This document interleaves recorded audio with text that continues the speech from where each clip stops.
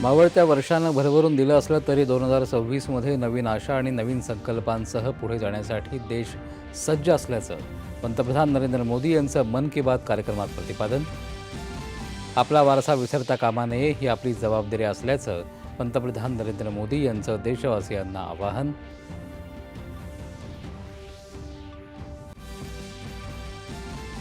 दहशतवाद्यांचा खात्मा करण्यासाठी भारतीय लष्करानं जम्मू आणि काश्मीरमधील हिवाळ्याच्या काळातली दहशतवाद विरोधी मोहीम केली अधिक तीव्र. अरवलीगिरींच्या फेरव्याख्येमुळे निर्माण झालेल्या वादांमध्ये सर्वोच्च न्यायालयानं घेतली स्वाधिकारी दखल. सुट्टीकालीन खंडपीठात उद्या सुनावणी.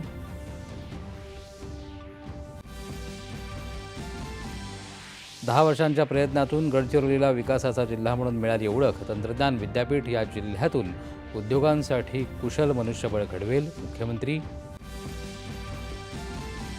गडचिरोली पोलीस दलाच्या बळकटीसाठी 34 नवीन वाहनांचा ताफा सेवेत समाविष्ट.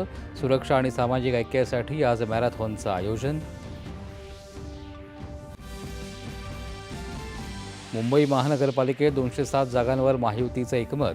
भाजपा 128 तर शिवसेना 79 जागा लढवणार. उर्वरित जागांचा निर्णय लवकरच. अमित साटम. आणि भारत आणि श्रीलंका महिला क्रिकेट संघादरम्यान आज तिरुअनंतपुरम इथं होणार चौथा T20 सामना.